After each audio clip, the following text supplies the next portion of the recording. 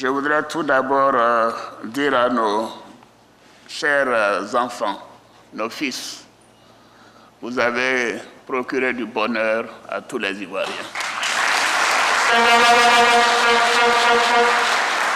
Bravo, bravo, bravo à vous.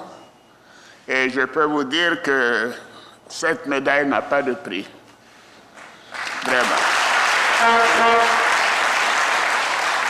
C'est vrai que le 8 janvier, à l'occasion des échanges de vœux avec le corps diplomatique, j'indiquais que jamais 203. Vous m'avez entendu,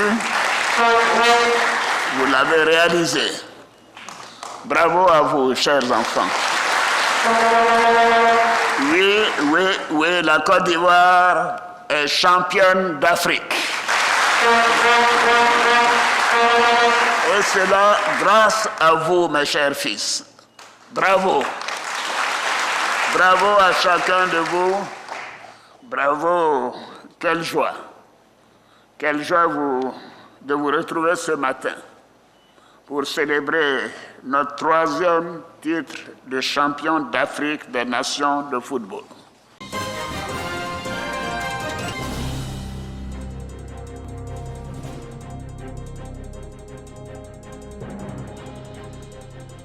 Victoire de la Côte d'Ivoire à la CAN. Victoire également de la Côte d'Ivoire aux Nations Unies.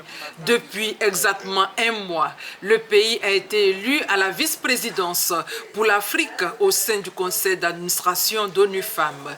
Tous ces succès confirment le rayonnement de la Côte d'Ivoire sur le plan international. Pour preuve, ce lundi 12 février s'est ouverte la première session ordinaire du conseil d'administration de ONU Femmes à New York. C'est au nom du Burkina Faso, du Cameroun, de l'Égypte, de l'Érythrée, du Gabon, de la Zambie, du Kenya, de l'Afrique du Sud, du Zimbabwe, de la Côte d'Ivoire, que la ministre ivoirienne de la Femme, de la Famille et de l'Enfant a porté la voix du continent sur les questions d'égalité des sexes et d'autonomisation économique des femmes. Quand vous êtes élu, vous devenez missionnaire des autres. Et nous nous engageons à porter les besoins, les préoccupations du continent pour cette année de vice-présidence à un niveau où ça aura de la résonance. Mais je reviens sur le point culminant, la mobilisation des ressources en direction de l'Afrique est une condition sine qua non pour la réussite de cette mission.